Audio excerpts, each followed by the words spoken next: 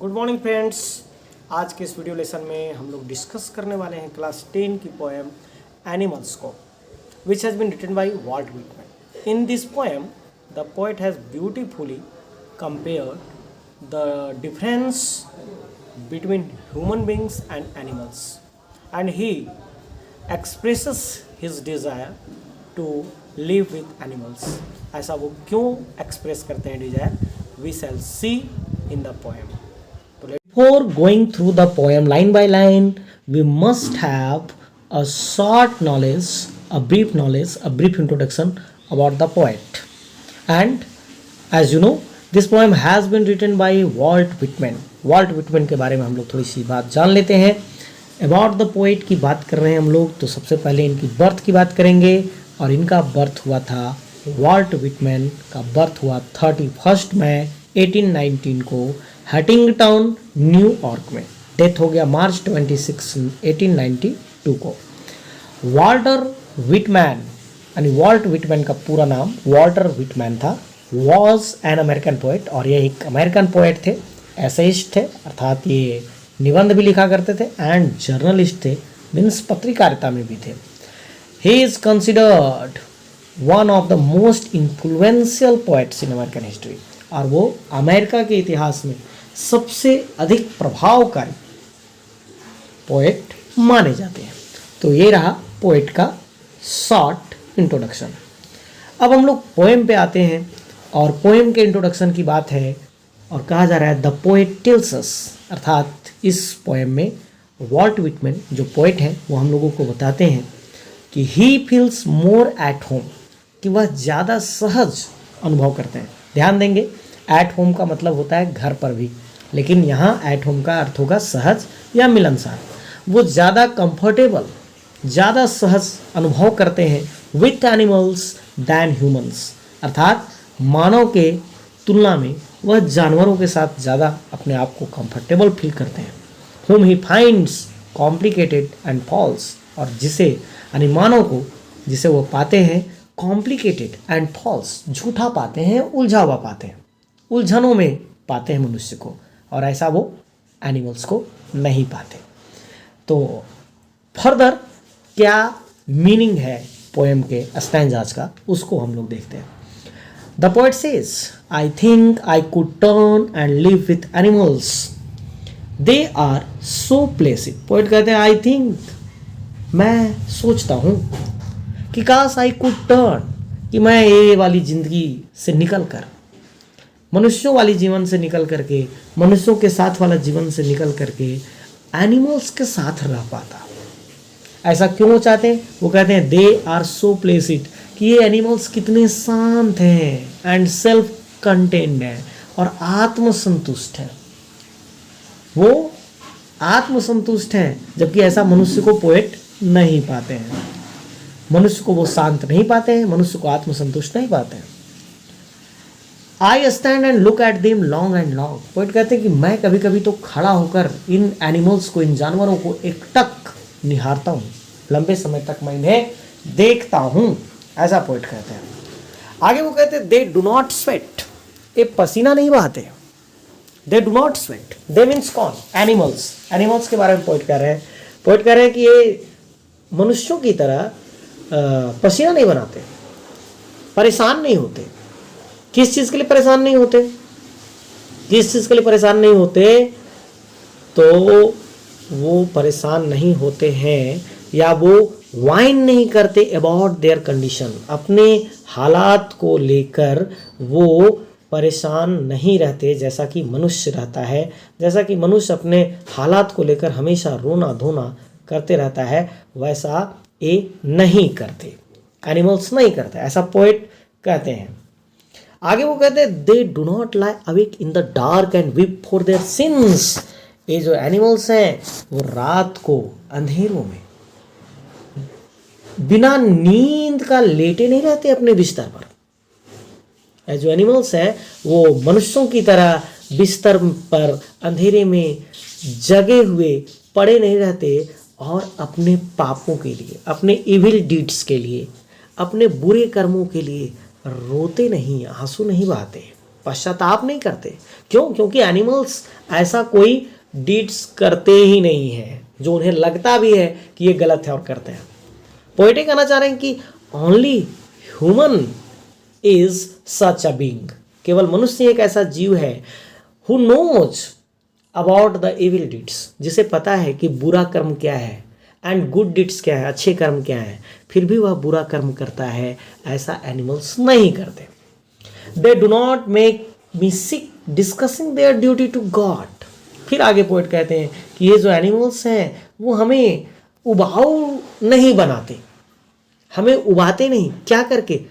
अपने कर्तव्य, अपने कर्मों की ईश्वर के प्रति चर्चा करके। यानी ईश्वर के प्रति जो कर्म है मनुष्य का, एक चर्चा केवल मनुष्य करता है, एनिमल्स नहीं करते। शायद एनिमल्स को पता नहीं है या फिर उन्हें पता है, जो भी है, लेकिन वो मनुष्यों की भांति पोएट कहते हैं कि ऐसा उन्हें लगता है कि एनिमल्स ऐसा नहीं करते, ये केवल मनुष्य करता है कि हमेशा बात करेगा कि नहीं हमारा तो कर्तव्य बनता है ईश्वर के प्रति, भगवान देख रहे हैं, भगवान नाराज हो जाएंगे, है ना, क्या भगवान भी नहीं समझेंगे, क्या भगवान भी नहीं जानेंगे। फिर भी मनुष्य छुप छुप कर सारे इविल डीड्स को कमिट करता है, उनको अंजाम देता है। ऐसा मनुष्य करता है। Further, the poet says, not one is dissatisfied, no one is demented with the mania of owning things. Poet कहते हैं कि कोई भी एनिमल्स डिससेटिस्फाइड नहीं है, असंतुष्ट नहीं है। Not one is demented with the mania of owning things, और ना ही कोई क्या है, ग्रस्त है, बावला है, पागल है। किस चीज को लेकर? किस चीज को लेकर? ऑनिंग थिंग्स को लेकर। यानी मनुष्य इतनी चीज़ें रखने के बावजूद भी हर पल कोई ना कोई चीज़ें लेना चाहते रहता है, चाहे वो खरीद कर ले, चाहे वो चोरी करके ले, चाहे वो किसी भी तरीके से बाय द फेयर मीन्स और अनफेयर मीन्स वो चीज़ों को अपने पास रखना चाहता है। घर में जगह नहीं है और घर बनवा लेता है चीज़ों को रखने के लिए, जबकि जानवर ऐसा नहीं करते, बर्ड्स भी ऐसा नहीं करते।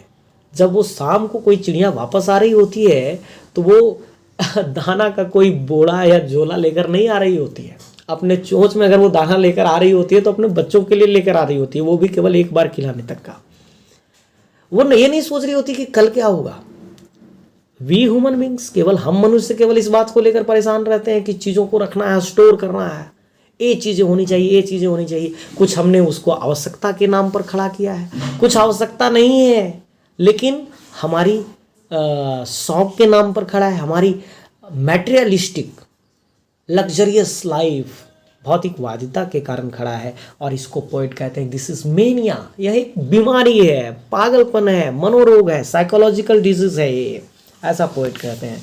एंड आगे पोएट क्या कहते हैं, what does the poet says further, not one kneels to another.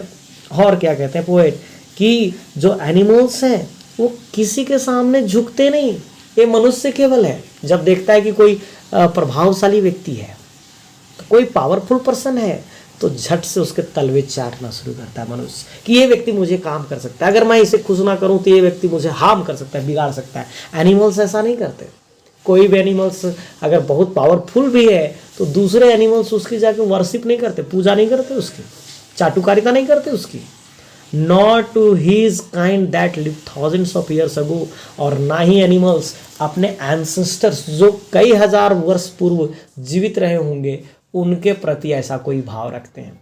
हम मनुष्य रखते हैं, अपने पूर्वजों के प्रति भी रखते हैं, लेकिन रखते हैं ये अच्छी बात है, लेकिन रख करके भी नहीं रखते हैं, केवल अपने काम निकालने के लिए रखते हैं, है ना। हम अपने पूर्वजों की भी पूजा इसलिए करते हैं केवल कि वो अगर कोई आत्मा या कोई परमात्मा के रूप में शक्तिशाली कोई शक्ति होगी तो वो हमें ब्लेसिंग देंगी, आशीर्वाद मिल जाएगा, हमें कृपा मिल जाएगा और उससे हमारा जीवन सुखद हो जाएगा। मीन्स हर पल जीवन को सुखद बनाने की कामना only and only human beings के साथ है, ऐसा एनिमल्स नहीं करते।